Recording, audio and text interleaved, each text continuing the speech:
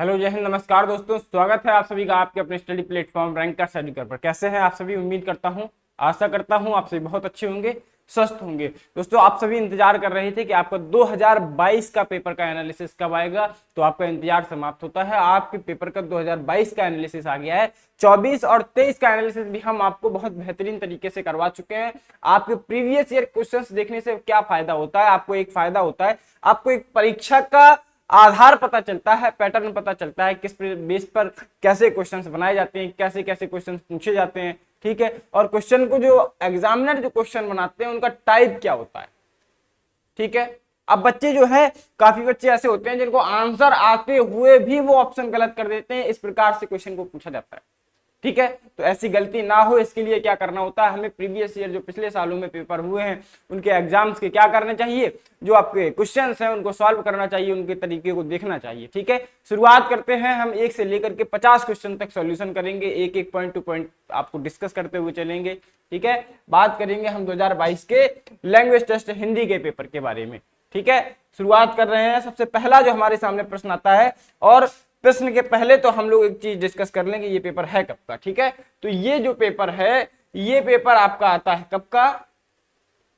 2022 का पेपर है। ठीक है, ये 2022 का पेपर है। अब हम लोग पहला प्रश्न यहां पर देखेंगे, तो पहला प्रश्न जो है पूछा गया है आपसे, किससे संबंधित है? अपठित गद्यांश से संबंधित है। किससे संबंधित? अपठित गद्यांश से संबंधित है। ठीक है, अपठित गद्यांश। अब इसमें पूछा क्या गया है, एक गद्य खंड दिया गया है, इससे संबंधित कुछ प्रश्न आपसे पूछे जाएंगे। ठीक है, शुरुआत करते हैं। चलते या दौड़ते हुए अचानक क्या होता है? जूते के फीते खुल के हो जाते हैं। क्या आपको इस बेहद मामूली से लगने वाले सवाल का सही जवाब पता है? बेहद आसानी से बांधे जाने वाले फीतों के पीछे विज्ञान के कुछ जटिल क्या है समीकरण जुड़े छुपे हुए हैं। क्या है वो? कैलिफोर्निया यूनिवर्सिटी के 17 पेज के शोध रिपोर्ट में क्या है, इनका क्या किया गया है? विस्तार से जिक्र किया गया है। ठीक है, क्रिस्टोफर डेली डायमंड और क्रिस्टीन ग्रेग ने, और कौन है? और ऑलिवर ऑरेली है। ठीक है, इन्हीं समीकरणों को क्या किया, हवाला देते हुए फीतों को बार बार खोलने की प्रक्रिया समझाई है। असल में जूते का जो फीता होता है वो सेकेंडों के भीतर भी खुल जाता है। ठीक है, क्रिस्टीन ग्रेग ने क्या कहा है? ये कहती हैं, ठीक है, ये जो है कहती है, फीमेल थी, आपके फीते बहुत लंबे समय तक बिल्कुल ठीक नहीं रहेंगे, बिल्कुल ठीक बंधे रहेंगे, लेकिन जैसे ही उन्हें क्या है, आपका लिखा गया है, यहाँ पर ढीला करने वाली एक शारीरिक हरकत होगी तो वे क्या है, हेमस्खलन जैसा असर करेगी और गांठ खुल जाएगी। ठीक है, ये लिखा गया है। इसके बाद कुछ और भी लिखा गया है, यहाँ पर लिखा गया है आपके लिए, असल में दौड़ते समय हमारा पैर जो है वो जमीन पर 7 गुना ज्यादा गुरुत्व बल के साथ जो है संपर्क में आता है। क्रिया प्रतिक्रिया के नियम के मुताबिक जमीन से भी उतना ही तेज बल यहाँ पर वापस लौटता है। आपने क्रिया प्रतिक्रिया का नियम जो देखा होगा, सुना होगा, पढ़ा होगा इसके बारे में, कि जितनी बल से हम किसी चीज पर थप्पड़ मारते हैं या फिर बल लगाते हैं, उतनी ही वस्तु उतनी ही तेज चीज से क्या करती है, वो हमारी ओर भी बल लगाती है। ठीक है, ये कहने का तात्पर्य। अब हम लोग बात करेंगे यहाँ पर लौटने पर यहाँ पर क्या हो जाती है, ढीली हो जाती है। तो हम लोग यहाँ पर बात कर रहे थे, ऐसे में फीतों की न खुलने वाली गांठ कैसे बांधी जाए। शोधकर्ताओं के मुताबिक वे इस पर शोध नहीं कर रहे हैं, वे तो बस इतना समझना चाहते थे कि डीएनए संरचना की तरह बांधे जाने वाले फीते भी गतिज ऊर्जा के समान हार जाते हैं। ठीक है, सामने हार जाते हैं, गतिज ऊर्जा के सामने हार जाते हैं। वैज्ञानिक गांठ और डीएनए जैसी अति सूक्ष्म संरचना, ठीक है, के व्यवहार के राज सुलझाना चाहते हैं। वैसे मजबूत फीते बांधना सैन्य बूटों में ज्यादा आसान होता। सैन्य बूट होते हैं जो आपके बड़े बड़े जूते आपने देखा होगा जो सैनिक लोग पहनते हैं, ठीक है, उनके जूतों में, और बूट में फीते को छोटे छोटे हुक भी सहारा देते हैं। ठीक है, इसके बाद असल में ये हुक जो है क्या करते हैं, झटकों के दौरान रिलीज होने वाले गतिज ऊर्जा और क्षितिज ऊर्जा को क्या करते हैं, सोखते हैं और फीतों को मजबूती से बंधा रहने देते हैं। ये लिखा गया है। अब जरा इसके प्रश्नों के बारे में हम लोग बात करें, क्या क्या इससे संबंधित प्रश्न पूछे गए हैं। पहला आपसे प्रश्न पूछा गया है कि आप बताएंगे किन लोगों ने फीते को खुलने को प्रक्रिया यहाँ पर समझाई है, कौन कौन से ऐसे लोग हैं जिन्होंने ये प्रक्रिया समझाई है। तो यहाँ लिखा गया है कैलिफोर्निया यूनिवर्सिटी ने, यहाँ लोगों की बात की गई है, ठीक है, लोगों की बात की गई है। आपसे ये नहीं पूछा गया है कि किस यूनिवर्सिटी ने, भैया यहाँ पर लोगों की बात की गई है, तो आपका क्या आ जाएगा, ऑप्शन नंबर बी जो है यहाँ पर करेक्ट ऑप्शन हो जाएगा। क्योंकि यहाँ पर क्या है, हमारे स्टूडेंट्स इसी में क्या कर जाएंगे, धोखा खा जाएंगे कि आपसे कैलिफोर्निया यूनिवर्सिटी के जो है यहाँ पर कुछ लोग थे, लेकिन लोगों की बात की गई, यूनिवर्सिटी की बात नहीं की गई है। तो क्या हो जाएगा, क्रिस्टोफर डेली डायमंड, और इसके बाद आपका क्रिस्टीन ग्रेग हो जाएगा, इसके बाद ओलिवर और अली हो जाएगा, ठीक है, ये आपके 3 लोग थे। ऑप्शन नंबर बी इसका करेक्ट आंसर हो जाएगा। अब दूसरा नंबर आता है क्वेश्चन, आपका जूते का फीता जो है किस नियम की वजह से अपने आप खुल जाता है, क्रिया प्रतिक्रिया की नियम के कारण, या गुरुत्वाकर्षण नियम के कारण, या जटिल समीकरण, या फिर अति सूक्ष्म संरचना। भैया यहाँ पर अभी बताया गया है आपको कि आपका क्यों का यहाँ पर खुलता है, क्रिया प्रतिक्रिया के नियम के कारण। आप जितना यहाँ पर पैर जमीन से करते हैं उससे ज्यादा वो जमीन आप 7 गुना यहाँ पर ताकत से क्या करते हैं, आप जमीन पर पैर रखते हैं, उसके बाद उतनी ही ताकत आपके फीते पर, आपके जूते पर भी लगती है, आपके पैर पर भी लगती है। तो यहाँ पर क्या हो जाएगा, ऑप्शन नंबर ए जो है इसका करेक्ट आंसर है। क्या है,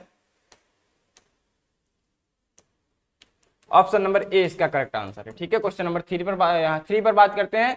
कैलिफोर्निया यूनिवर्सिटी के, ठीक है, 17 पेज के शोध रिपोर्ट में किसका विस्तार किया गया है, किसका जिक्र किया गया है, किस यहाँ पर किस चीज पर वो आपका जो है शोध था, आपने बहुत अच्छे से समझा। हमारे पैर का है, हमारे वैज्ञानिकों का है, पैर के मांसपेशियों का है, जूते का फीते का भी, ये जूते का फीते, ठीक है, फीता का है। तो यहाँ पर जो सी है वो करेक्ट आंसर हो जाएगा, ठीक है, करेक्ट ऑप्शन हो जाएगा। अब हम लोग बात करेंगे अगले प्रश्नों के बारे में। अगला कौन सा प्रश्न आता है, अगला प्रश्न आपके सामने आ रहा है, वैज्ञानिक क्या राज सुलझाना चाहते थे, क्या राज सुलझाना चाहते हैं, बताइए जरा क्या राज सुलझाना चाहते हैं। वो तो यही सुलझाना चाह रहे थे कि गांठ की मजबूती के, ठीक है, गांठ की मजबूती के राज, या फिर आपका मांसपेशियों की क्षमता, या फिर गांठ और डीएनए जैसी अति सूक्ष्म संरचना के व्यवहार की गांठ, और या फिर जूते की बनावट। भैया वो यही राज सुलझाना चाह रहे थे कि जो आपके गांठ और डीएनए जैसी, क्या है, गांठ और डीएनए जैसी, ठीक है। एक बार यहां पर फिर से देखेंगे क्या हो जाएगा, यहां वैज्ञानिक क्या बताना चाह रहे थे, यहां पर गांठ और डीएनए जैसी अति सूक्ष्म संरचना के जो है राज सुलझाना चाह रहे थे, ठीक है। क्या हो जाएगा, ऑप्शन नंबर सी यहां पर जो है इसका करेक्ट ऑप्शन हो जाएगा, करेक्ट आंसर हो जाएगा, ठीक है, सी नंबर।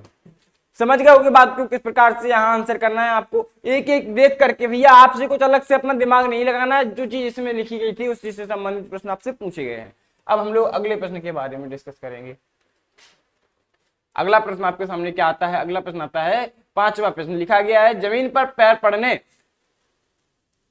तथा हवा में पैर लौटने, ठीक है, हवा में पैर लौटने पर गांठ में कौन सी प्रक्रिया होती है। तो भैया बताया गया है, जमीन पर पैर पड़ते ही गांठ और कस जाती है, या फिर पैर के हवा में जो है क्या होता है, हवा में उठने से क्या होता है, गांठ ढीली हो जाती है, ठीक है। इसके बाद लिखा गया है, जमीन पर पैर पड़ते ही गांठ पर जोर पड़ता है, और फिर पैर के हवा में लौटने से क्या होता है, हवा में लौटने से गांठ ढीली हो जाती है। अच्छा, जमीन पर पैर पड़ते ही गांठ पर जोर पड़ता है, और पैर के हवा में लौटने से गांठ कस जाती है, मतलब टाइट हो जाती है, ठीक है। जमीन पर पैर पड़ते ही गांठ और ढीली हो जाती है, और पैर के हवा में जाने पर क्या होता है, गांठ मजबूत हो जाती है। अब जरा यहाँ पर देखेंगे, ठीक है, एक बार फिर यहाँ पर इसी बात को पढ़िए कि लिखा क्या गया है कि हवा में जब यहाँ पर होती है, भैया एक चीज यहाँ पर लिखी गई थी अभी जो आपने पढ़ी है, ठीक है, क्या पढ़ी है, क्रिया प्रतिक्रिया का नियम आपने पढ़ा है कि दौड़ते समय हमारा पैर जमीन से 7 गुना ज्यादा गुरुत्व बल लगता है, ठीक है। और क्या होता है, जब मुताबिक जमीन से भी उतना तेज ही बल वापस आता है, ठीक है। क्या होता है, पैर की मांसपेशियां इसे बर्दाश्त कर लेती है, लेकिन फीते की गांठ को झटकों से ढीला पड़ने लगती है। क्या होती है, जमीन पर पैर पड़ते ही गांठ पर जोर पड़ता है, और फिर हवा में लौटने पर गांठ क्या हो जाती है, फिर से ढीली हो जाती है। मिल गया आपको आंसर, आपको यहाँ पर मिल गया है। तो अब क्या करेंगे, यहाँ पर आप आंसर को टाइप भी कर देंगे। क्या कर देंगे, टाइप करने का मतलब टिक भी कर देंगे, ठीक है। क्या हो जाएगा, ऑप्शन नंबर जो है आपका ढीली हो जाती है, ढीली हो जाती है किसमें है, ऑप्शन नंबर ए आपका करेक्ट ऑप्शन ही हो जाएगा, ठीक है। क्या हो जाएगा,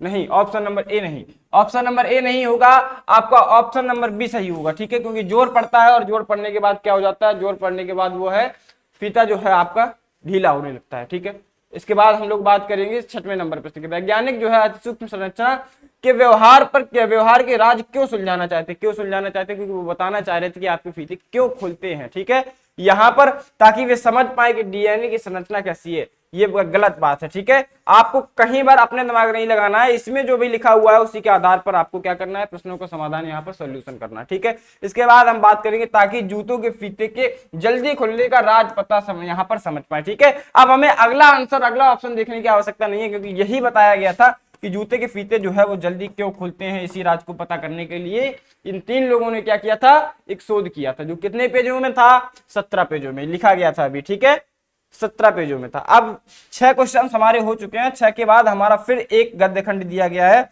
जहां पर आप देखेंगे 7 से लेकर के 12 नंबर क्वेश्चन तक। ठीक है, एक फिर से ये गद्य खंड दिया गया है, इसको फिर से पढ़ेंगे। लिखा गया है, मुझे भरपूर सुंदरता और सुगंध मिली है, मेरी उपस्थिति के बिना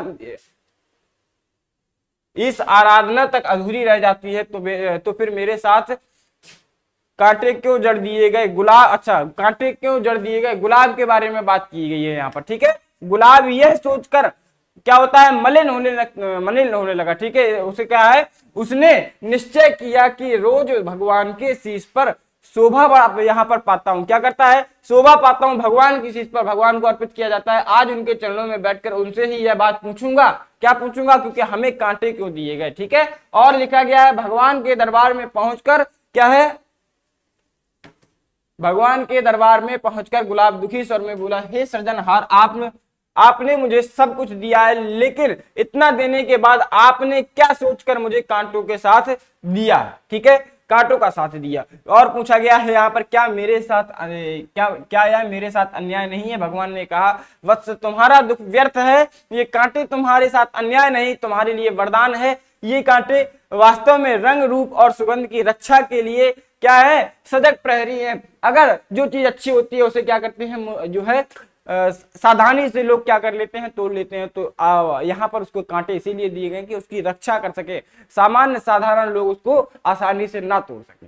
ठीक है, इसलिए उसमें क्या किया गया है, कांटे लगाए गए हैं। ठीक है, और कहा गया है यहाँ पर, ताकि तुम अपने पूरे रूप में खिल सको, इन्हीं कांटों की वजह से तुम सुरक्षित रह पाते हो। इस सृष्टि में हम जिस विपत्ति को कांटों की चुभन की तरह कष्टकारक समझते हैं, उसका क्या होता है, उसका भी हमसे गुलाब के कांटों के जैसा अनोखा रिश्ता है। गुलाब का कांटों के बीच खिलना हमारे जीवन के लिए प्रकृति का संदेश है कि जीवन फूलों की सेज नहीं है, और जैसे गुलाब में केवल कोमलता ही नहीं होती, उसमें क्या होता है, उसी तरह जीवन में सुख और दुख का भी संगम है। इसके बाद जिसमें वह रहस्य समझ लिया, वह हर अभिशाप को भी वरदान बना लेता है। गुलाब को प्रेम प्रतीक मानने वाले प्रेमियों को यह संकेत है कि वह प्रेम में भी बहुत दर्द होता है, चुभन होती है, और दर्द और क्या होता है, चुभन के कांटों की परवाह करोगे तो प्रेम के सुंदर गुलाब की सुगंध से वंचित रह जाओगे, ये लिखा गया है। ठीक है, और इसके बाद क्या है, इसके बाद आपसे पूछा गया है, चाणक्य नीति कहती है। ठीक है, चाणक्य नीति क्या कहती है कि ज्ञानी को कांटा चुभे तो उसे कष्ट और दर्द होता है। ठीक है, कष्ट और दर्द तो होता है, मगर यह क्या होता है, यह दुखी नहीं होता। ठीक है, क्यों नहीं होता, बात समझिए। हम भी जब किसी तकलीफ में हो तो विचारें कि सिर्फ कष्ट में है या वाकई दुखी है। ठीक है, कष्ट मतलब अभाव, और दुख का मतलब क्या होता है, दुख का मतलब क्या होता है, एक भाव होता है। दुख क्या होता है, एक भाव होता है। ठीक है, जीवन वृक्ष भी सुख के फूल और दुख के कांटों दोनों से पल्लवित होता है। ठीक है, और हमारे प्रारंभ से ही सुख और दुख दोनों के लिए तैयार हमें जो है रहना होता है। इसके बाद बचपन केवल क्या होता है, हमें बचपन केवल क्या है,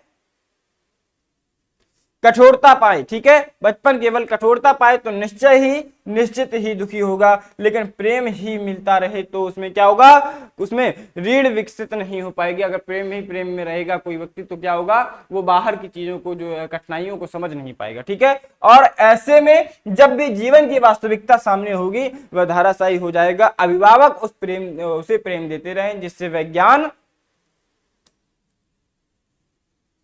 जान सके कि प्रेम जो है वो यहाँ पर संभव है, पर कठोर भी है। ठीक है, कठोर भी रहे, और जिससे बच्चा जो है जान सके कि जीवन में कहाँ यहाँ पर कड़ा संघर्ष है। अब आपसे कुछ प्रश्न पूछे गए हैं, लिखा गया है 7वां नंबर प्रश्न है, भगवान के दरबार में गुलाब दुखी स्वर में क्या बोला? गुलाब बोला है कि गुलाब ने प्रतिदिन ईश्वर के चरणों में स्थान ना पाने की शिकायत की थी, गलत बात है। और गुलाब ने इस आराधना के अधूरे रह जाने की शिकायत की थी, ये भी गलत बात है, ये भी गलत बात है, ठीक है। और गुलाब ने इंद्रधनुष के सामने अनेक रंग न मिलने की शिकायत की, भैया ये भी गलत है। गुलाब ने रंग और सौंदर्य के साथ कांटे देने की शिकायत की थी, ये बिल्कुल सत्य बात है। क्या हो जाएगा? ऑप्शन नंबर डी जो है वो उसका करेक्ट ऑप्शन हो जाएगा, करेक्ट आंसर हो जाएगा। 8वां नंबर अगर देखते हैं, प्रकृति गुलाब के माध्यम से क्या यहाँ पर संदेश दे रही है, आप देखेंगे क्या संदेश दे रही है। गुलाब के समान सौंदर्य और सुगंध की प्रतिमूर्ति बने, क्या है? ये गलत है, ठीक है। और गुलाब जो है प्रेमियों के लिए प्रेम का संदेश है, ये भी गलत है। और गुलाब सुगंध रंग की यहाँ पर क्या है? गुलाब क्या सुगंध रंग की रक्षा की सजग प्रहरी है, यहाँ पर ये भी गलत है। गुलाब का कांटों के बीच खिलना और जीवन के फूलों की सेज ना होना, ठीक है, ये संदेश दिया गया है। यहाँ पर भी ऑप्शन नंबर जो डी है वही आपका सही आंसर होगा। और क्वेश्चन नंबर 9 को अगर देखें तो जीवन वृक्ष किस प्रकार से पल्लवित होता है? कहा गया था फूल में, यहाँ पर फूलों के कांटे जो है उस प्रकार से भी और प्रेम से, दोनों से, आपका सुगंध और कांटों से। लिखा गया है जीवन वृक्ष केवल सुख के फूलों से पल्लवित होता है, गलत बात है। जीवन वृक्ष अभावों और जो है दुख में पल्लवित होता है, ये भी गलत बात है। जीवन वृक्ष सुख के फूलों और दुख के कांटों के साथ पल्लवित होता है, option number C correct answer हो जाएगा। चौथा हमें पढ़ने की आवश्यकता है ही नहीं, समझ गए। और हम अगले प्रश्न के बारे में अब चर्चा करेंगे। अगला आपका कौन सा प्रश्न आता है जरा देखेंगे। अगले आपके प्रश्न आते हैं हमारे सामने प्रश्न नंबर 10, ठीक है। 10 नंबर प्रश्न आता है और फिर आते हैं आपके अगले प्रश्न। 10 नंबर प्रश्न में पूछा गया चाणक्य नीति के अनुसार कष्ट और दुख का क्या तात्पर्य है? चाणक्य नीति के अनुसार आपने अभी पढ़ा है, कष्ट का तात्पर्य अप्राप्ति है, दुख का निराशा है, ये गलत है, ठीक है। कष्ट निराशा एवं दुख असहायता, ये भी गलत है। कष्ट का अर्थ अभाव है, दुख एक भाव है, ठीक है। ये ऑप्शन नंबर सी यहाँ पर सही उत्तर हो जाएगा। मैंने यहाँ पर एक बार पढ़ा और हमें सारे उत्तर के आंसर एक सेकंड में मिलते चले जा रहे हैं, ठीक है। तो ध्यान से एक बार पढ़ लेंगे तो आपको बार बार देखने की आवश्यकता नहीं पड़ेगी, ठीक है। समझ गए होंगे बात को। 11वां नंबर जो प्रश्न है वो किस प्रकार से? प्रेम के गुलाब की सुगंध से वंचित रह जाने का खतरा किन लोगों को है? किन लोगों को है? जो भैया प्रेम में पलते रहेंगे। अब यहाँ पर देखिए कौन सा है, जो दर्द और चुभन के कांटों की तरफ परवाह करते हैं, नहीं भैया गलत बात। जो दर्द और चुभन की कांटों की परवाह नहीं करते हैं, ठीक है, ये जो है ऑप्शन नंबर बी यहाँ पर करेक्ट ऑप्शन है, ठीक है। जो कांटों के रंग के सजग प्रहरी हैं, जो कांटों के रंग के रूप के सजग प्रहरी हैं, ये भी गलत है। जो कांटों के रूप रंग के क्या है परवाह नहीं करते, ये गलत बात है, ठीक है। ऑप्शन नंबर बी जो है यहाँ पर करेक्ट ऑप्शन है। अभिभावकों को किस प्रकार बच्चों को पालना चाहिए पूछा गया है। अब बताइए किस प्रकार से पालना चाहिए। अंतिम लाइन यही लिखी गई थी, किस प्रकार से पालना चाहिए। भैया लिखा गया है बच्चों को प्रेम पूर्वक मार्गदर्शन ही देना चाहिए, नहीं। बच्चों को केवल कठोरता पूर्वक पालना चाहिए, नहीं। बच्चों को फौलाद की तरह कठोर होकर पालना चाहिए, नहीं। बच्चों को प्रेम के साथ ही जीवन के कठोर संघर्षों के विषय में भी बताना चाहिए। ऑप्शन नंबर डी जो है वो करेक्ट आंसर हो जाएगा, ठीक है। समझ गए बात को, बहुत अच्छे से समझ गए होंगे। अब हम लोग बात करेंगे अगले प्रश्नों के बारे में। फिर से आपको बताया गया है कि 6 क्वेश्चन फिर से पूछे गए हैं, 13 से लेकर के 18 तक आपसे फिर से पूछा गया है। अब जरा देखेंगे क्या क्या आपसे पूछा गया है। एक गद्य खंड फिर से दे दिया गया है, क्या है? भारतीय धर्मनीति के प्रणेता नैतिक मूल्यों के प्रति अधिक जागरूक थे। उनकी यह धारणा थी कि नैतिक मूल्यों को दृढ़ता से पालन किए बिना किसी भी समाज की आर्थिक व सामाजिक प्रगति की नीतियां प्रभावी नहीं होती हैं, ठीक है, प्रभावी नहीं हो सकती हैं। उन्होंने उच्च कोटि के जीवन प्रणाली के निर्माण के लिए वेद की एक ऋचा के आधार पर कहा है कि उत्कृष्ट जीवन प्रणाली मनुष्य की विवेक बुद्धि से तभी निर्मित होनी संभव है जब सब लोगों के संकल्प जो है, निश्चय है, अभिप्राय है, वो समान हो, एक जैसे हो, ठीक है, और सबके हृदय में समानता के भव्य भावना जागृत हो और सब लोग पारस्परिक सब यहाँ पर सहयोग से क्या हो, मनोकूल कार्य करें, ठीक है, क्या है, मनोनुकूल कार्य करें। और भैया मन के अनुकूल, यहाँ पर इसका मतलब होता है मन के अनुकूल कार्य करें। चरित्र निर्माण की जो दशा नीतिकारों ने निर्धारित की है, क्या है, वह आज भी अपने मूल रूप से मानव के लिए कल्याणकारी है। और प्रायः यह देखा जाता है कि चरित्र और नैतिक मूल्यों की उपेक्षा वाणी बाहु, ठीक है, वाणी से बाहु से और उदर को क्या है, संगत ना रखने के कारण होती है, ठीक है, संगत ना रखने के कारण होती है। जो व्यक्ति इन तीनों पर नियंत्रण करता है, क्या, वाणी बाहु और उदर, मतलब खाने पर, बोलने पर और अपनी शक्ति पर, ठीक है, ये इस पर नियंत्रण करना चाहिए। ठीक है, और हो गया भैया, जो व्यक्ति इन तीनों पर नियंत्रण रखने में सफल हो जाता है उसका चरित्र ऊंचा होता है। सभ्यता का विकास आदर्श चरित्र से ही संभव है। जिस समाज में चरित्रवान व्यक्तियों का बाहुल्य होता है और वह समाज सभ्य होता है, और वही समाज जो है उन्नत समाज कहा जाता है। चरित्र मानव समुदाय का अमूल्य जो है निधि है। इसके अभाव में व्यक्ति पशुवत व्यवहार करने लगता है। आहार, निद्रा, भय आदि की वृत्ति भी जीवों में विद्यमान रहती है। यह आचार अर्थात चरित्र की विशेषता है जो क्या करती है, जो मनुष्य को पशु से अलग कर सबसे ऊंचा उठा हुआ मनुष्यत्व प्रदान करती है। क्या मनुष्यत्व प्रदान करती है? सामाजिक अनुशासन बनाए रखने के लिए भी यह चरित्र निर्माण आवश्यक है, और सामाजिक अनुशासन की भावना व्यक्ति में तभी जागृत होगी जब वह मानव प्राणियों में ही नहीं वरन सभी जीवधारियों में अपना क्या करेगा, अपना ही आत्मा का दर्शन करेगा। किसका दर्शन करेगा? आत्मा का दर्शन ही करेगा। ठीक है, अब यहाँ पर 13वां नंबर प्रश्न पढ़िए। चरित्र जो है मानव समुदाय की क्या है? अमूल्य निधि है। ये क्या है भैया? इसका तात्पर्य क्या है? चरित्र क्या है? मानव समुदाय की अमूल्य निधि है। तो पशु और मनुष्य दोनों का अपना चरित्र होता है? नहीं। हमें चरित्र का पालन करना चाहिए? नहीं। पर चरित्र ही मनुष्य व पशु में क्या है? अंतर है। और चरित्र के बिना मनुष्य जो है वो पशु के समान है। भैया चरित्र जो है मानव समुदाय की अमूल्य निधि है। कि भैया अमूल्य निधि किस प्रकार से है? हमें चरित्र का पालन करना चाहिए, ये गलत बात है। चरित्र ही मनुष्य और पशु में अंतर करता है। ठीक, क्या करता है? अंतर करता है। अमूल्य निधि मानव समुदाय के लिए है। चरित्र जो है कि बिना मनुष्य जो है वो पशु के समान है। कौन सा होता है? अमूल्य निधि है तो अंतर करता है, तो अमूल्य निधि हो जाएगा ऑप्शन सी, यहाँ पर इसका करेक्ट ऑप्शन हो जाएगा, क्योंकि अंतर जो है बता रहा है दोनों चीजों। ठीक है, और 14वां नंबर जो प्रश्न है, सभ्य और उन्नत समाज किसे कहा जाता है? उसे कहा जाता है जहां पर क्या होते हैं? जहां पर लोग अमीर होते हैं।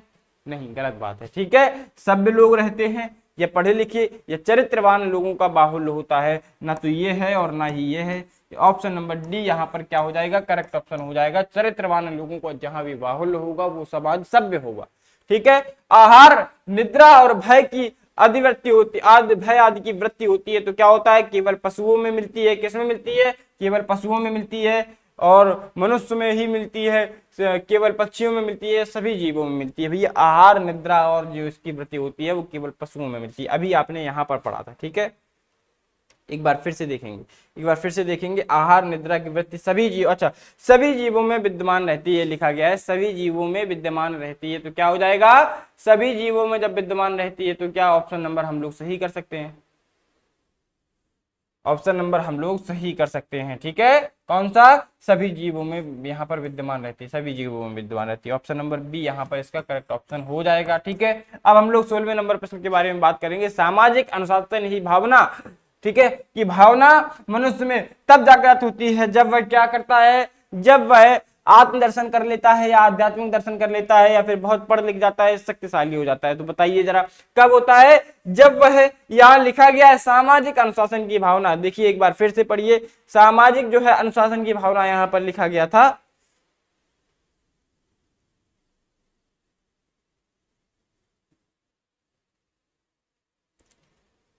यहाँ लिखा गया है कि सामाजिक यहाँ पर अनुशासन की भावना कब जागृत होती है? सामाजिक अनुशासन की भावना लिखा गया है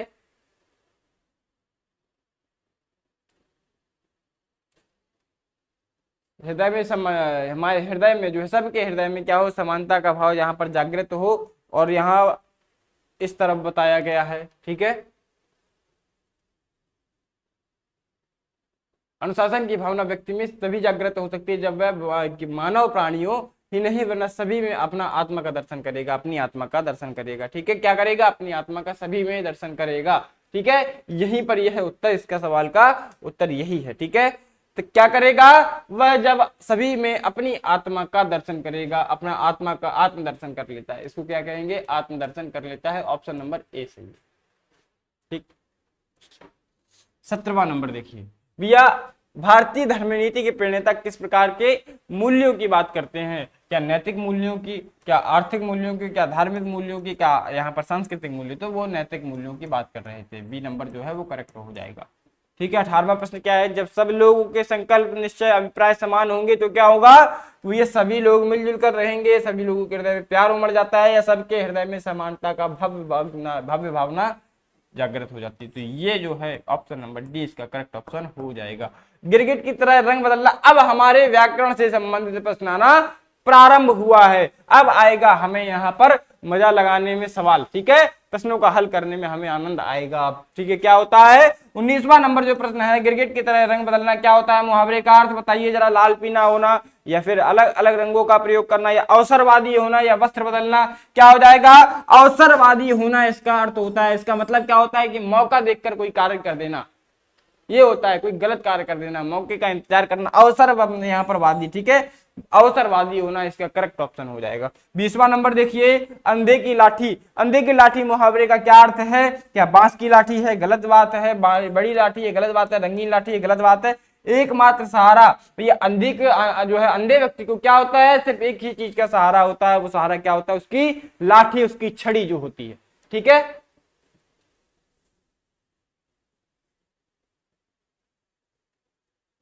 वहीं अगर हम बात करते हैं 21वें नंबर प्रश्न के बारे में, तो 21वें नंबर प्रश्न में आपसे मिलान पूछा गया। किससे संबंधित पूछा गया है, पूछा गया है आपसे मुहावरों से संबंधित। सरल वाक्य को उपयुक्त मुहावरे से मिलाएं। एक सरल वाक्य है और एक मुहावरा दिया गया, तो आपको मिलाना है, ठीक है। क्या है, कार्यालय में बड़ी धीमी गति से कार्य होता है, तो कहां मिलाएंगे, चींटी की चाल, ठीक है, चींटी की चाल। धीमी गति, सबसे धीमी गति किसकी होती है, चींटी की चाल होती है, ठीक है। और यह तो अति सरल कार्य है, अति सरल कार्य है मतलब बाएं हाथ का खेल है, ठीक है। क्या है, बाएं हाथ का खेल है। पुत्र शोक में माँ जोर जोर से रोई, क्या हुआ, फूट फूट कर रोना, ठीक है, फूट फूट कर रोना हो जाएगा। और मूर्ख पुत्र ने पिता का सारा मान नष्ट कर दिया, तो मिट्टी में मिला दिया, क्या कर दिया, मिट्टी में मिला दिया। अब देखिए पहले का चौथा हो जाएगा, दूसरे का तीसरा हो जाएगा। पहले का चौथा और दूसरे का तीसरा इसमें दिख रहा है और इसमें भी दिख रहा है, तो ये दोनों में हम देखेंगे, ये दोनों एलिमिनेट करके खत्म कर देंगे, ठीक है। अब तीसरे को देखिए, तीसरा जो है वो किससे मिल रहा है, तीसरा जो है मिल रहा है पहले से। तीसरा कहां पर पहले से मिल रहा है, तीसरा पहले पर कहां से, दूसरे में मिल रहा है, तो हमारा ऑप्शन नंबर क्या हो जाएगा, बी करेक्ट ऑप्शन हो जाएगा, आंसर सही हो जाएगा, ठीक है। इस प्रकार से हमें इन प्रश्नों को करना है। अब हमारा अगला भाग आता है, अगला भाग क्या आएगा, एक और प्रश्न देखेंगे, प्रश्न नंबर 22। प्रश्न नंबर 22 में क्या देखना है आपको, मिलान पूछा गया है। मिलान क्या है, कल रात थाने में चोरी हो गई, और क्या है आपसे पूछा गया है, यहां पर भरना है, क्या हो गया, एक मुहावरा, एक पंक्ति भरना है, ठीक है। और आज की दुनिया किस पर विश्वास करती है, छोटे बड़े सब क्या है, किस पर विश्वास करे, छोटे बड़े सब यहाँ पर क्या है, ठीक है, छोटे बड़े सब क्या है। अगला प्रश्न देखेंगे, अगले यहाँ पर मिलान दिया गया है। राणा प्रताप की वीरता देख अकबर भी ठीक है, अकबर भी क्या कर गया था, ठीक है। अरे तुमने तो जरा सी बात को लेकर के क्या कर दिया, ठीक है। अब हम लोग देखेंगे भैया, जो यहाँ पर लिखा गया है कि आपका पहला कौन सा है, कल रात थाने में ही चोरी हो गई, तो इसका क्या हो जाएगा सही उत्तर, इसका सही उत्तर हो जाएगा कि चिराग तले अंधेरा। जो चोरी बचाने के लिए बनाया गया है वहीं पर अगर चोरी हो जाएगी तो चिराग तले अंधेरा हो जाएगा। पहले का यहाँ पर चौथा, ठीक है, पहले का चौथा यहाँ पर हो जाएगा सही। इसके बाद क्या है, इसके बाद आपसे पूछा गया है आज की दुनिया पर में किस पर विश्वास करें, छोटे बड़े सब क्या है, एक ही थाली के चट्टे बट्टे हैं, तो दूसरे का तीसरा सही हो जाएगा, ठीक है, दूसरे का तीसरा सही हो जाएगा। अब हम लोग बात करेंगे एक पिछले प्रश्न के बारे में, तो क्या, अच्छा अगले प्रश्न के बारे में, तो अगला कौन सा है,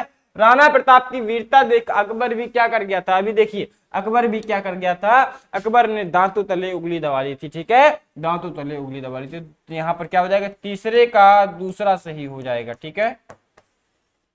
और अंतिम जो आपके सामने आता है, अंतिम क्या है, अरे तुमने तो जरा सी बात को लेकर क्या कर दिया। अभी देखिए बात का दिल का ताड़ बना देना, ठीक है, क्या हो जाएगा, चौथे का पहला सही हो जाएगा।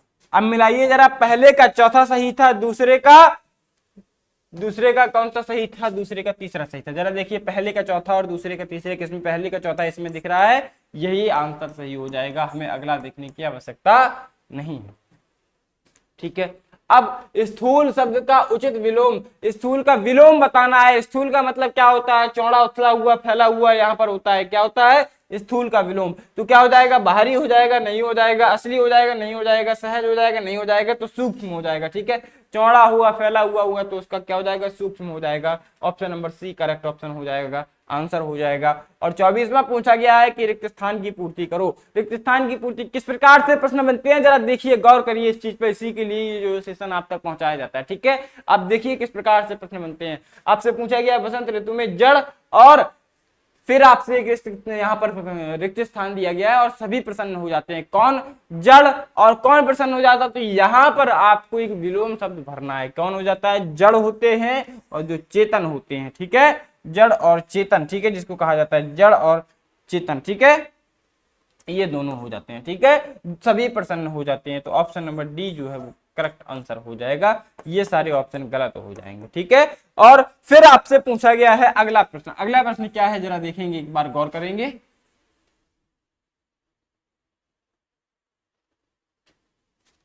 प्रश्न नंबर 25 के अगर बारे में हम बात करते हैं तो परोक्ष शब्द का विलोम पूछा गया है। परोक्ष शब्द का विलोम क्या होता है? परोक्ष का मतलब पता है क्या होता है?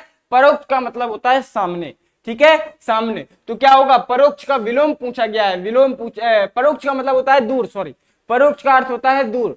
ठीक है, परे, मरे से परे। ठीक है, तो क्या हो जाएगा? यहां पर जो है एक चीज हो जाएगी, साक्षात हो जाएगा विलोम में। ठीक है, साक्षात भी विलोम हो जाएगा, प्रत्यक्ष भी विलोम हो जाएगा, और आंखों देखी भी यहाँ पर इसका विलोम हो जाएगा। ये दोनों जो है विद्युत और सूक्ष्म यहाँ पर गलत उत्तर हो जाएंगे। तो ए और सी और डी जो है इसका करेक्ट ऑप्शन हो जाएगा। मतलब ऑप्शन नंबर ए जो है वो इसका सही उत्तर हो जाएगा। परोक्ष का मतलब होता है दूर।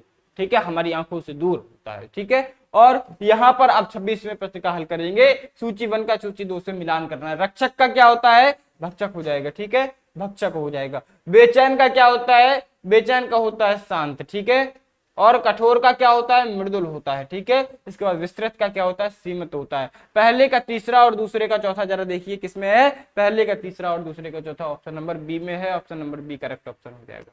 इतना समय लगता है, बस इतना समय लगना चाहिए आपको भी। ठीक है, अब हम लोग जरा बात करेंगे किसके बारे में? हम लोग बात करेंगे 27वें नंबर प्रश्न के बारे में। 27वां प्रश्न क्या है आपके सामने आता है? भैया पूछा गया है क्रम व्यवस्थापन। ये जो क्रम व्यवस्थापन आपका एक टॉपिक है, क्या आता है? क्या आता है टॉपिक? क्रम व्यवस्थापन। ये एक ऐसा बिंदु है जिससे आपके प्रश्न पूछे जाते हैं और हमारे स्टूडेंट के मोस्टली, मतलब कहा जाए तो अधिकतम प्रश्न गलत हो जाते हैं, क्योंकि समझते नहीं है और वाक्य को टिक कर देते हैं। ठीक है, अब देखेंगे जरा किस प्रकार से होगा। यहाँ पूछा गया है बाल मजदूरी। ठीक है, बाल मजदूरी के बाद आपको इन सारे शब्दों से क्या करना है? आपको एक वाक्य बनाना है। बाल मजदूरी से क्या होता है? बाल मजदूरी से इन बच्चों का, ठीक है, क्या होगा? सही उत्तर मैं आपको बता रहा हूं। पहला क्या हो जाएगा? बाल मजदूरी से, अच्छा, बाल मजदूरी के कारण, ठीक है, बाल मजदूरी के कारण इन बच्चों का बचपन छिन जाता है। क्या हो जाएगा? ऑप्शन नंबर बी पहले आएगा, बी के बाद क्या आएगा? ए आएगा, फिर आपका सी आएगा। ठीक है, फिर क्या होगा? फिर आपसे यहां पर ई पूछा जाएगा और फिर डी आपको करना है। B A C E D, B A C E D, देखिए B A C E D, option number D सही हो जाएगा। क्या हो जाएगा? Option number D. किस प्रकार से हुआ? आपने देखा कि कैसे पूर्ति करना है इस वाक्य की। भैया बाल मजदूरी के कारण क्या हो जाएगा? इन बच्चों का, यहां पर बचपन, इन बच्चों का बचपन क्या होता है? छिन जाता है। इतना सरल वाक्य था और इसी को हमें क्रम व्यवस्थापन बस करना था, कौन सा पहले आएगा और कौन सा बाद में आएगा। ठीक है, इस प्रकार से करना होता है। तो यहां पर क्या हो जाएगा? ऑप्शन नंबर डी सही हो जाएगा। अगला देखिए, अगला भी इसी पर आधारित है। नाटक एक ऐसी, इतना लिखा गया, इसके बाद आपको इनसे व्यवस्थित करना है। क्या है? नाटक एक ऐसी, क्या हो जाएगा? इसमें हो जाएगा बी, रचना है। नाटक एक ऐसी रचना है, क्या हो जाएगा? नाटक एक ऐसी रचना है जिसमें अनुकरण, ठीक है, और कल्पना दोनों का संयोग रहता है। क्या होता है? एक ऐसी रचना है, जिसको बी हो जाएगा, जिसमें अनुकरण मतलब ई हो जाएगा और कल्पना मतलब सी हो जाएगा, दोनों का संयोग मतलब डी हो जाएगा और रहता है का मतलब ए हो जाएगा। अब देखिए B A C D A, B A C D A, देखिए जरा किसमें? B E C D A, option number C यहाँ पर करेक्ट ऑप्शन हो जाएगा। ठीक है, इस प्रकार से मिलान करना है। सही उत्तर क्या हो जाएगा? B A C E D. क्या होता है? नाटक एक ऐसी रचना है जिसमें अनुकरण और कल्पना दोनों का संयोग रहता है। ठीक है, चलिए फिर से एक पूछा गया है क्रम व्यवस्थापन पर, आपका 29वां प्रश्न है। निम्नलिखित पदों का उचित क्रमानुसार व्यवस्थित कीजिए इनको। ठीक, कैसे व्यवस्थित करना है भैया? दृष्टि से उनकी व्यायाम तथा राजा साहब की स्नेह चांद लगा दी और प्रसिद्धि में 4। अब देखिए किस प्रकार से इसको सही करेंगे भैया, आप यहां पर देखेंगे व्यायाम तथा राजा साहब की स्नेह, ठीक है, क्या हो जाएगा, पहले लगाएंगे यहां से व्यायाम तथा राजा साहब की स्नेह, दृष्टि ने उसकी, ठीक है, क्या, दृष्टि ने उसकी प्रसिद्धि में 4 चांद लगा दिए। तो पहला बी और फिर ए फिर सी, ठीक है, नहीं पहले क्या हो जाएगा, पहले तो आपका बी लगाया जाएगा, ठीक है, व्यायाम तथा राजा, और फिर साहब की स्नेह, तो ये यहां पर सी भी लगाया जाएगा, इसके बाद लगाया जाएगा ए, इसके बाद ई और फिर डी, क्या हो जाएगा, B C A E D, B C A D, ठीक है, A E D. Option number B जो है यहां पर करेक्ट हो जाएगा, क्या हो जाएगा, ऑप्शन नंबर बी, देखिए B C A E D, यही आपका मिल यहां पर एक सा मिल रहा है, क्या हो जाएगा, व्यायाम तथा राजा साहब की स्नेह दृष्टि ने उनकी प्रसिद्धि में क्या कर दिए, 4 चांद लगा दिए। तो इस प्रकार से जब एक संपूर्ण अर्थ निकलता है, संपूर्ण वाक्य हो जाता है, तभी जाकर के हमारा ये क्रम व्यवस्थापन सही होता है। ठीक है, इसमें हमें बहुत ही प्रैक्टिस की आवश्यकता है, बहुत ही मेहनत करने की आवश्यकता होती है। ठीक है, तो जिसको आप कर रहे होंगे। अगला प्रश्न देखिए जरा, अगला तीसरा प्रश्न कौन सा पूछा गया है, हम लोग तीसरे प्रश्न पर चल रहे हैं। तीसरा प्रश्न आपसे फिर से एक क्रम व्यवस्थापन पूछा गया है। देखिए 4 प्रश्न आपसे सिर्फ क्रम व्यवस्थापन पर पूछे गए हैं। ठीक है, अब हम लोग बात करेंगे नियंत्रण की आड़ में क्या हो रहा है। नियंत्रण की आड़ में शान शौकत का लिफाफा क्या हो जाएगा, नियंत्रण की आड़ में शान शौकत का लिफाफा क्या करेगा, बड़े वजन के साथ क्या कर रहा है, पहले बी आया फिर ई आया, बड़े वजन के साथ अपनी अमीरी या रिश्तों में खटास घोल रहा है। क्या कर रहा है, अपनी अमीरी घोल रहा है या फिर रिश्तों में खटास, अपनी अमीरी दिखा रहा है और रिश्तों में खटास घोल रहा है। ए हो जाएगा फिर डी हो जाएगा, क्या हो, B E C A D, क्या हो जाएगा, नियंत्रण की आड़ में शान और शौकत का लिफाफा बड़े वजन के साथ अपनी अमीरी या रिश्तों में खटास घोल रहा है। ये एक संपूर्ण भाव सामने आया। B A C A D किसमें है, B A C A D, B E C A D, option number A इसका करेक्ट ऑप्शन, करेक्ट आंसर हो जाएगा। ठीक है, इस प्रकार से हमें क्रम व्यवस्थापन को एक बार बहुत अच्छे से पढ़ लेना है, ऑप्शंस को, फिर इसके बाद जवाब देना है। ठीक है, अब 31 नंबर प्रश्न को देखिए जरा। 31 नंबर प्रश्न किस प्रकार से है, यहाँ पूछा गया रिक्त स्थान की पूर्ति करना है कोष्टक में दिए गए सही पर्यायवाची के अनुसार। ठीक है, इसका पावन का पर्यायवाची आपको देना है। पावन मतलब क्या होता है भैया, भारतीय परंपरा के अनुसार देवो भव है। कौन है, क्या सम्राट देवो भव होता है, क्या जननी देवो भव होता है, क्या सारंगी देवो भव, सारंग देवो भव होता है भैया, अतिथि देवो भव होता है। क्या होता है, अतिथि देवो भव होता है। ठीक है, तो क्या हो जाएगा, ऑप्शन नंबर सी जो है वो बहुत ही आसान शब्दों में 1 मिनट का भी उत्तर नहीं है और आप यहाँ पर इसको सॉल्व कर देंगे, किसी को कठिनाई नहीं होगी। ठीक है, अब हम लोग बात करेंगे 32वें नंबर प्रश्न के बारे में। 32वां प्रश्न क्या है कि आपसे फिर से मिलान करना है और यहाँ पर बताना है आपको क्या होता है। ठीक है, तो वसन, वसन क्या होता है, वसन क्या होता है, फिर आपका पूछा गया है वसन का मतलब वस्त्र होता है, तो क्या हो जाएगा, एक पट हो जाएगा। ठीक है, तरंग, तरंग क्या होता है, तरंग का हम उर्मी कह सकते हैं, उर्मी कह सकते हैं। ठीक है, और यहां पर क्या है, वैरी है तो वैरी का रेप हो जाएगा। ठीक है, कोई बात नहीं है, और यहाँ पर संभ्रांत का कुलीन हो जाएगा। ठीक है, इस प्रकार से हमें इसका क्या करना है, मिलाना है, इसमें पूछा गया है। ठीक है, यहाँ पर एक प्रकार से इनका पर्यायवाची शब्द ही पूछा गया है, तो पर्यायवाची में क्या हो जाएगा, जरा देखेंगे किस प्रकार से सही होता है।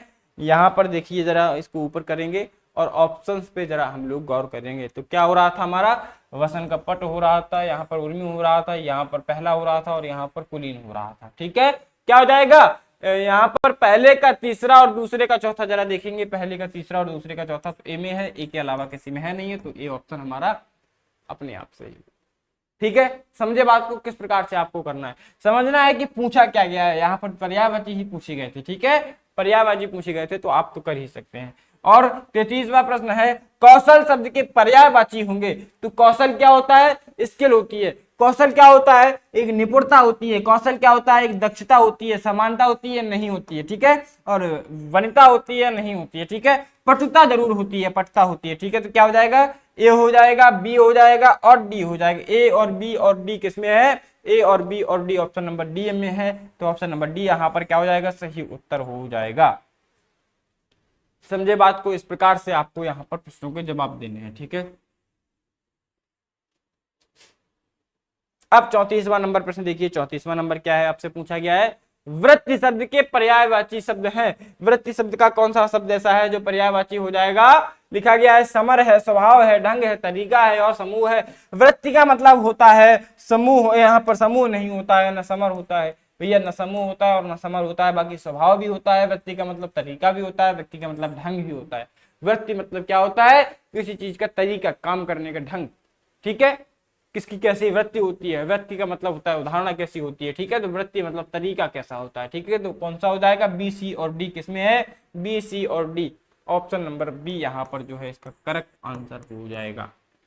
समझे बात को, इस प्रकार से आपको सोल्यूशन करना है। अब लिखेंगे 35वें प्रश्न के बारे में, तो क्या हो जाएगा, मुदित महीपति मंदिर आए, पंक्ति में कौन सा अलंकार है। अलंकार यहाँ पर देखा गया है, पूछा गया है किस प्रकार से, मुदित महीपत मंदिर आए लिखा गया है। आप बताइए इसमें रूपक है, तो रूपक तो किसी प्रकार से होगा नहीं। उपमा है, उपमा भी नहीं है। उत्प्रेक्षा है, उत्प्रेक्षा, यहाँ पर उत्प्रेक्षा भी नहीं है। आपसे पूछा गया है अनुप्रास अलंकार, क्यों, अनुप्रास क्यों है, आप जरा इस बात का भी जवाब देंगे। क्योंकि अनुप्रास अलंकार क्या होता है, जब एक ही वर्ण की आवृत्ति हो जाए, दो या दो से अधिक बार आ जाए। लिखा गया है मुदित में माँ आया, मंदिर में महीपत में माँ आया और मंदिर में भी माँ आया। तो माँ शब्द की आवृत्ति यहाँ पर, माँ वर्ण की आवृत्ति कितनी बार आई है, 3 बार हुई है। तो यहाँ पर क्या हो जाएगा, अनुप्रास अलंकार हो जाएगा। ऑप्शन नंबर बी यहाँ पर करेक्ट आंसर हो जाएगा, ठीक है। काली घटा का घमंड घटा पंक्ति में कौन सा अलंकार का प्रयोग यहाँ पर प्रयोग किया गया, बताइए कौन सा अलंकार का प्रयोग किया गया। तो आप एक चीज को देखेंगे, जब हमने आपको बताया कि काली घटा का घमंड घटा, काली घटा का मतलब हो गया है बादलों के बारे में चर्चा की गई है, और घमंड घटा का बारे में, घमंड कम हो गया। इस घटा शब्द का और इस घटा शब्द का अलग मतलब है, लेकिन शब्द एक ही है। तो एक शब्द यहाँ पर, शब्द जो है क्या हो, एक ही हो और उसके अर्थ अनेक अनेक हो, ठीक है। एक ही शब्द बार बार प्रयोग किया जाए पर हर बार उसका अर्थ भिन्न हो तो यमक अलंकार हो जाता है। ऑप्शन नंबर डी का यहाँ पर क्या हो जाएगा, option number D correct option हो जाएगा, ठीक है। क्या हो जाएगा, ऑप्शन नंबर डी। बाकी यहाँ पर उपमा और उत्प्रेक्षा और रूपक तीनों गलत हो जाएंगे, ठीक है। अब बताना है रूपक अलंकार का कौन सा विकल्प सही है। आपको बताना है कि कौन सा जो है आपका रूपक अलंकार का सही उदाहरण हो जाएगा। देखेंगे कौन सा सही हो जाएगा। रूपक अलंकार का उदाहरण पीपर पात सरिस मंडोला, ये तो नहीं होगा। ये 3 बेर खाती थी और 3 बेर खाती है, ठीक है, ये भी नहीं होगा। और आए महंत बसंत, ये हो जाएगा। आए महंत बसंत जो है यहाँ पर ऑप्शन नंबर जो लिखा गया है सी नंबर यहाँ पर रूपक अलंकार का सही उदाहरण हो जाएगा। हरिपद कोमल कमल से, ये भी नहीं होगा, क्योंकि यहाँ पर तो कमल से हरिपद की तुलना की यहाँ पर कर दी गई है, ठीक है, ये नहीं होगा। ऑप्शन नंबर सी इसका करेक्ट आंसर हो जाएगा, ठीक है। अब हम लोग अगर बात करेंगे किसके बारे में,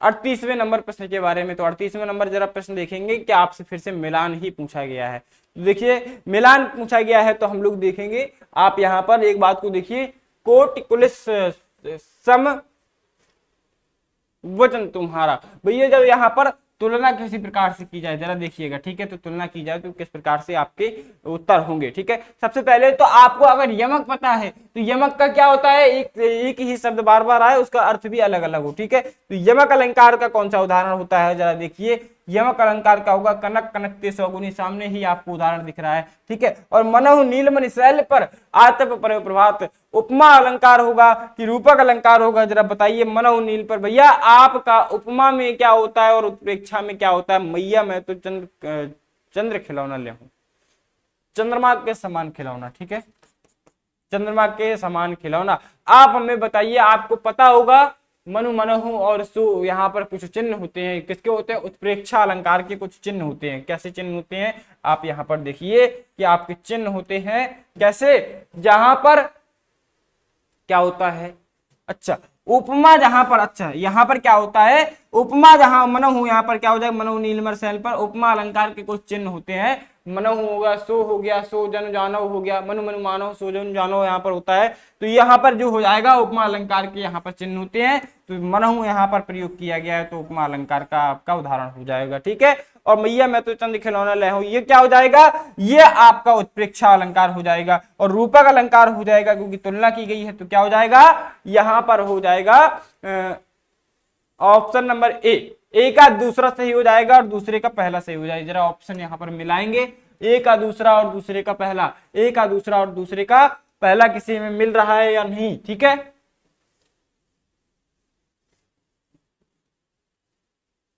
ए का दूसरा और दूसरे का पहला, यहां पर जो है इसका विपरीत यहां पर उत्तर हो रहा है, ए का दूसरा और दूसरे का चौथा हो रहा है। यहाँ पर चौथा तो किसी प्रकार से होना नहीं है, चौथा तो किसी प्रकार से होना नहीं है। तो क्या होगा, चौथे का चौथा देखिए किसमें सही आ रहा है, चौथे का चौथा किसमें सही आ रहा है, चौथे का चौथा इसमें भी आ रहा है और इसमें भी आ रहा है। ठीक है, पहले और दूसरे को हम लोग देखेंगे और बाकी दो को एलिमिनेट करके खत्म कर देंगे, क्योंकि हमें जो है एक चीज कंफर्म है, एक चीज एकदम स्पष्ट पता है कि यमक अलंकार का जो उदाहरण है वो कनक कनकते सौगुनी मादकता अधिकार ही है। ठीक है, एक चीज कंफर्म करने के बाद अब हम लोग बस एक चीज को और देख लेंगे। किसको देखेंगे, वो चीज ये है कि आपसे दूसरे आप तीसरे नंबर विकल्प का जरा देखिए, तीसरे नंबर विकल्प में क्या है, और या फिर आप पहले और तीसरे में देखिए। ठीक है, क्या हो जाएगा, सी नंबर में दूसरा आपका यहाँ पर आया है, और क्या हो जाएगा, सी नंबर में आपका मनु, यहाँ पर मनहु नीलमणि सेन पर क्या होता है, ये आपका सामने ही पूछा गया है। ठीक है, तो क्या हो जाएगा, आपसे पूछा गया था यहाँ पर ऑप्शन नंबर ए, और तीसरा आपका आ नहीं रहा है, तो तीसरा यहाँ पर बाय मिस्टेक हो गया। एक मिनट देखेंगे जरा क्या हो जाएगा।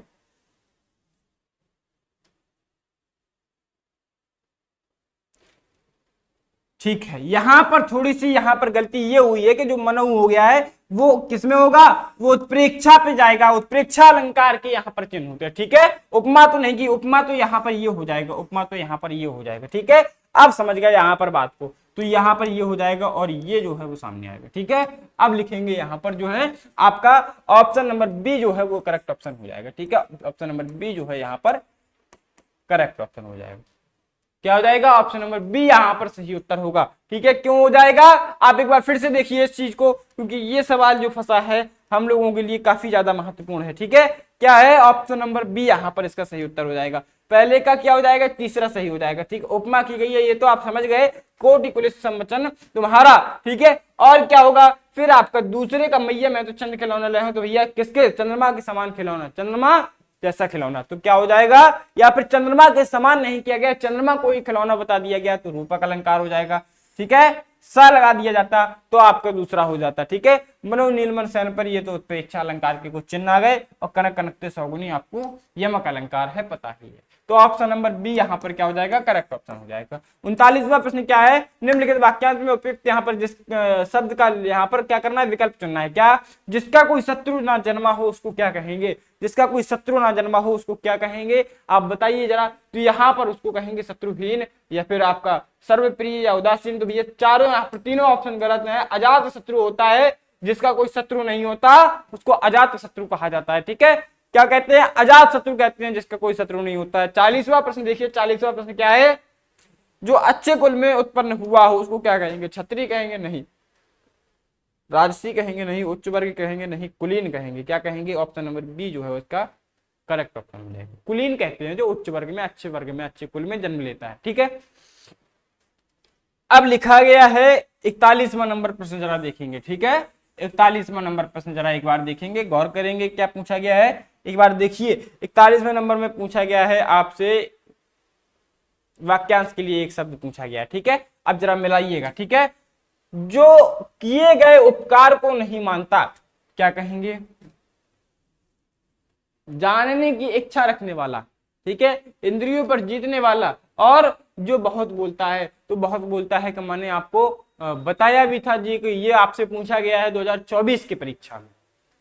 ठीक है, तो बहुत बोलता है उसको हम लोग वाचाल कहते हैं। इंद्रियों पर जीतने वाला जितेंद्रिय हो जाता है। बहुत यहाँ पर जानने की इच्छा रखने वाला यहाँ पर जिज्ञासु हो जाता है, और यहाँ पर जो ए का है वो तीसरा कृतज्ञ हो जाता है, जो उपकार किसी का नहीं मानता है। तो क्या हो जाएगा, पहले का तीसरा और दूसरे का दूसरा किसमें सही है, पहले का तीसरा और दूसरे का दूसरा बी और सी में सही है, तो बाकी के दो हमारे गलत हो जाएंगे। अब इनमें देखेंगे कि तीसरे का पहला सही है, तीसरे का पहला किसमें है, बी में है, तो हमारा बी यहाँ पर ऑप्शन जो है वो करेक्ट हो जाएगा। ठीक है, कैसे हुआ पता है आपका, देखा कि पहला जो है वो तीसरे से मिल रहा है, तो पहला तीसरे से दोनों में मिल रहा है, तो इसको हम रखेंगे, बाकी दो को हटा देंगे। ठीक है, दूसरे को देखेंगे तो दूसरे से मिल रहा है, तो दूसरे का दोनों में, यहाँ पर देखा कि आपका यहाँ पर दूसरे में क्या मिल रहा है, दूसरा वाला दूसरे से सिर्फ बी ऑप्शन में मिल रहा है, तो वो करेक्ट हो जाएगा। ठीक है, अगला देखिए 42वें नंबर प्रश्न में भी मिलान पूछा गया है।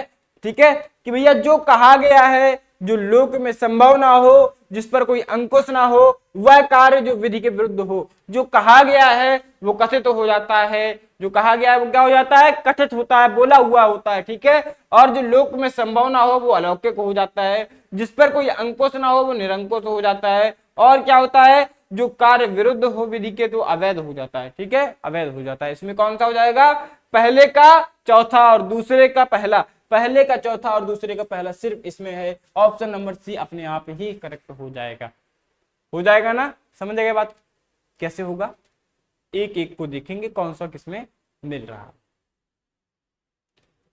एक ही ऑप्शन को देख करके हमें नहीं मिला देना है, हमको कम से कम 3 मिलान को चेक करना है। 3 मिलान के बाद हम लोग देखेंगे कि कौन से में सही उत्तर आपको नजर आ रहा है। अब हमारे सामने अगला प्रश्न आ रहा है कि निस उपसर्ग से रहित शब्द कौन सा है। इसका मतलब क्या हुआ, कौन सा ऐसा शब्द है जिसमें निर जो है निस उपसर्ग नहीं है, निस क्या नहीं है, निस उपसर्ग नहीं है।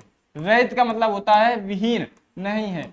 ऐसा ना हो कि आप लगा करके चले आए जिसमें निस उपसर्ग हो। ठीक है, तो यहाँ पर देखिए निश्चल में क्या है, निश्चल तो एक संपूर्ण शब्द है, उपसर्ग है ही नहीं। ठीक है, अच्छा जो निश्चल होता है उसमें भी निस है, निस जो है आपका आता है, निस्सार आता है, निष्काम होता है, सब में निस आ रहा है। लेकिन आप देखेंगे कि भैया आप जो है निवारण में देखिए, निवारण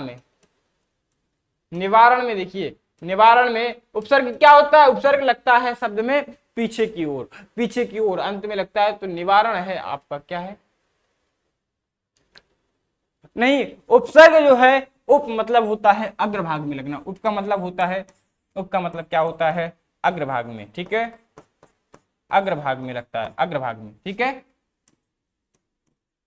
आगे की ओर लगता है, उप का मतलब होता है आगे की ओर। तो यहाँ पर क्या हो जाएगा, निवारण। निवारण में कहाँ भी उपसर्ग आपको दिख रहा है, नहीं दिख रहा है, तो ऑप्शन नंबर डी यहाँ पर जो है वो सही उत्तर हो जाएगा। ठीक है, प्रत्यय जो होता है वो शब्द में आगे की ओर लगता है, यहाँ पीछे की ओर लगता है, पीछे की ओर लगता है। ठीक है, और पूछा गया है दुष् उपसर्ग से कौन सा शब्द नहीं बना है, दुष् उपसर्ग से कौन सा शब्द नहीं बना है। देखिए दुष्कर है, दुष्ट है, दुष्प्राय है, तो भैया और दुष्कर्म है। ठीक है, तो दुष्ट शब्द जो है वो आपस में स्वयं में एक संपूर्ण शब्द है, संपूर्ण शब्द है, दुष्ट में संपूर्ण शब्द है। ठीक है, तो इसमें कोई उपसर्ग या फिर प्रत्यय का प्रयोग नहीं किया गया है, क्योंकि दुष्ट जो है वो स्वयं में संपूर्ण वर्ण है और संपूर्ण शब्द है। दुष्कर आपका इसमें भी है, दुष्प्राय है, दुष्कर्म है, इन सबों में सभी में आपका दुष्ट उपसर्ग आया है। ठीक है, और दुष्ट में नहीं आया है, क्योंकि दुष्ट जो है वो आपस में यहाँ पर क्या होता है, एक संपूर्ण शब्द होता है जिसमें किसी प्रकार के उपसर्ग या प्रत्यय का प्रयोग नहीं किया गया।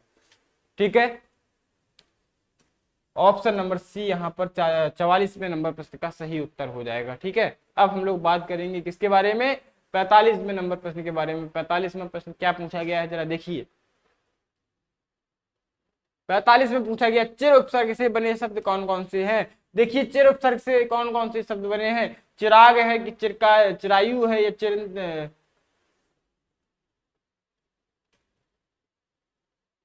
क्या है, चिर परिचित है या फिर चिंतित है या फिर चिरकाल है। आप ये चीज को देखेंगे कि आपसे 3 पूछे गए हैं, 3 विकल्प हैं, तो कोई 3 होंगे। सबसे पहले तो चिंतित को हटा दीजिए, चिंतित में किसी भी प्रकार का चिर उपसर्ग नहीं है। ठीक है, और फिर चिराग आया है, फिर चिरकाल आया है, फिर चिरायु आया है। चिराग जो है वो एक संपूर्ण शब्द है, चिराग जो है वो आपस में एक स्वयं में एक पूर्ण शब्द है, तो ये भी गलत हो जाएगा। चिर आयु, ठीक है, चिर के साथ आयु के साथ जोड़ करके बनाए तो बी यहाँ पर सही हो जाएगा। चिर परिचित है तो सी भी सही हो जाएगा। चिरकाल है, ये भी सही हो जाएगा। तो क्या बी, सी और डी किस में सही दिख रहा है? बी, सी और डी किस में सही दिख रहा है? तो डी ऑप्शन यहाँ पर क्या हो जाएगा? करेक्ट आंसर हो जाएगा। समझ गए कैसे होगा भैया? चिर आयु हो गया, चिर परिचित हो गया, चिरकाल हो गया, चिंतित में तो है ही नहीं, इसको पहले ही काट देंगे। और चिराग जो है वो एक आपस स्वयं में पूर्ण वर्ण है, जिसका सार्थक अर्थ निकलता है। ठीक है, और 46वें नंबर प्रश्न में देखेंगे मिलान पूछा गया है। भैया क्या पूछा गया है? मिलान पूछा गया है, और पूछा गया है किससे? उपसर्ग पूछे गए हैं। उपसर्ग और यहाँ पर उपसर्ग से शब्द को मिलाना। दुर उपसर्ग किसमें है? तो दुर्लभ में दुर उपसर्ग आता है। ना उपसर्ग किसमें है? ना समझ में आता है, तो सामने ही आ जाएगा। सु उपसर्ग किसमें आता है? स्वागत में। स्वागत में सु उपसर्ग आता है, सुधन आगत। ठीक है, और क्या होता है भैया? सर उपसर्ग किसमें है? सरताज में है, सरताज में। ठीक है, तो दूसरे पहले का तीसरा हो जाएगा, दूसरे का दूसरा किसमें सही है? पहले का तीसरा और दूसरे का दूसरा, बी नंबर ऑप्शन सही हो जाएगा। तो और किसी में है नहीं, तो यहाँ पर क्या हो जाएगा? बी नंबर ऑप्शन एकदम सही उत्तर हो जाएगा। ठीक है, अब हम लोग जरा बात करेंगे अगले प्रश्न के बारे में। ठीक है, अगला प्रश्न क्या आता है? 47वां प्रश्न आता है। हम लोग लगभग अंत के यहाँ पर ओर चल रहे हैं, हमारा जो प्रश्न पत्र है वो समाप्ति की ओर है। ठीक है, और 47वां प्रश्न आपसे पूछा गया है कि कुटज जो है उसके निबंध की रचनाकार कौन है? कुटज के जो है रचनाकार कौन है? क्या धर्मवीर भारती है? नहीं है। क्या हजारी प्रसाद द्विवेदी है? जी हाँ, हजारी प्रसाद द्विवेदी इसके जो है रचनाकार है। बी नंबर ऑप्शन करेक्ट हो जाएगा। रामधारी सिंह दिनकर, जयशंकर प्रसाद और धर्मवीर भारती यहाँ पर गलत हो जाएगा। ऑप्शन नंबर बी जो है वो 47वें नंबर प्रश्न का सही उत्तर होगा। 48वां क्या है? जैनेन्द्र कुमार की रचित रचना कौन सी नहीं है? तो भैया यहाँ पर जो कल्याणी है और नीलम जिसकी राजकन्या है, या फिर यहाँ पर क्या है? परल है। तो क्या हो जाएगा? कल्पलता जो है वो इनकी रचना नहीं है। कौन सी नहीं है? यहाँ पर ऑप्शन नंबर बी जो है वो सही हो जाएगा। कल्पलता इनकी रचना नहीं है। ठीक है, अब हम लोग हरिवंश राय बच्चन की रचनाएं देखेंगे। 49वें प्रश्न में पूछा गया है हरिवंश राय की, यहाँ पर बच्चन की क्या है रचनाएं पूछी गई है, कौन कौन सी है? तो बसेरे से दूर भी यहाँ पर हरिवंश राय बच्चन जी की है। हर क्या बोलूं क्या याद करूं भी इन्हीं की है। और मधुशाला जो है, ठीक है, मधुशाला को आपने बहुत अच्छे से पढ़ा होगा, याद भी सुना होगा कहीं, अगर नहीं पढ़ा है तो क्या? मंदिर मस्जिद बैर कराती, प्रीत कराती मधुशाला। ठीक है, ये लाइन जरूर सुनी होगी। तो भैया ये किससे है? मधुशाला से है। रचना किसकी है? हरिवंश राय बच्चन की। ए, बी और डी जो है यहाँ पर करेक्ट उत्तर हो जाएगा। सीढ़ियों पर धूप यहाँ पर नहीं होगा, सतह से उठता आदमी, ये भी इनकी नहीं है। ठीक है, क्या हो जाएगा? ए, बी और डी उत्तर सही होगा। ठीक है, डी यहाँ पर करेक्ट आंसर हो जाएगा। अब यहाँ 50वें प्रश्न और जो कि अंतिम प्रश्न हमारा आ रहा है, अंतिम प्रश्न हमारा आ रहा है, तो क्या हो जाएगा? अंतिम प्रश्न को एक बार देखेंगे। अंतिम प्रश्न में क्या पूछा गया है? एक बार मिलान पूछे गए हैं और रचनाओं से संबंधित ही मिलान पूछे गए हैं, तो देखेंगे, कोई बात नहीं। ठीक है, मेरा परिवार किसकी है? महादेवी वर्मा की रचना है। ठीक है, अनान दास का पोथा किसकी है? हजारी प्रसाद द्विवेदी जी की रचना है। और ठेले पर हिमालय धर्मवीर भारती जी की है। और यहाँ पर पृथ्वी परिकथा किसकी? फणीसर रेणु की है। ठीक है, और भैया आप देखेंगे मेरा परिवार यहाँ पर किससे मिल रही है? महादेवी वर्मा। पहले का तीसरा और दूसरे का चौथा देखिए किससे मिल रहा है? पहले का तीसरा और दूसरे का चौथा। ऑप्शन नंबर सी यहाँ पर करेक्ट ऑप्शन हो जाएगा। और इसी अनुसार, इसी के साथ साथ हमारा यहाँ पर समापन होता है किस चीज का? हमारी क्लास का, हमारे प्रश्न पत्र का समापन होता है। आपने देखा कि किस प्रकार से 50 प्रश्नों का, 50 ऐसे प्रश्नों का जो आपके विगत वर्ष में पूछे गए हैं, ठीक है, उनका सॉल्यूशन, उनका समाधान किया है और जाना है क्यों उनका जो है आंसर ये है। एक एक चीज के बारे में बहुत अच्छे से जान लिया है, समझ लिया है। तो आप क्या करेंगे? ऐसे ही और भी प्रश्नों को क्या करते रहेंगे, जैसे कि आपको हमने आपको प्रीवियस ईयर पेपर आपको सॉल्व कराए हैं और तीनों में बहुत ही बेहतरीन तरीके से कराया गया है सॉल्यूशन। तो आप तीनों को एक बार देखेंगे और अपने जो है किसी गाइड से, किसी बुक से आपके जितने भी प्रीवियस क्वेश्चंस आपको मिलते हैं, एमसीक्यूज मिलते हैं, मोस्टली आप ज्यादा से ज्यादा आप यहाँ पर क्या करें, उनका सॉल्व करने का आपको प्रयास करेंगे, तब जाकर के आप क्या होंगे, उन सवालों से परिचित होंगे और किस प्रकार से आपके प्रश्न पूछे जा सकते हैं। ठीक है, तो हम लोग क्या करेंगे, अब अपने अगली क्लास में मिलेंगे। आप हमारे साथ जुड़ जाइए। सबसे पहले आपकी हिंदी की जो क्लासेज हैं वो लगातार आपकी इसी चैनल पर चल रही हैं। हिंदी के जो फ्री क्लासेज है, आप इस चैनल को सबसे पहले जाइए, सब्सक्राइब करिए, बेल आइकन प्रेस कर लीजिए, ऑल पर टैप कर लीजिए, ताकि आने वाली इंफॉर्मेटिव वीडियो या फिर आपकी क्लास का नोटिफिकेशन आप तक सबसे पहले पहुंचे। ठीक है, आप यहाँ पर क्या करेंगे, आपसे यहाँ पर मैं विदा लेता हूँ। इसी के साथ साथ आशा भी करता हूँ कि आप जो है अपनी पढ़ाई को बहुत बेहतरीन तरीके से करेंगे और अपनी परीक्षा में क्या करेंगे, एक मंजिल को हासिल करेंगे, अपनी जो है सफलता प्राप्त करेंगे। ठीक है, मिलते हैं अपने अगली क्लास में, तब तक के लिए स्वस्थ रहें, मस्त रहें, धन्यवाद।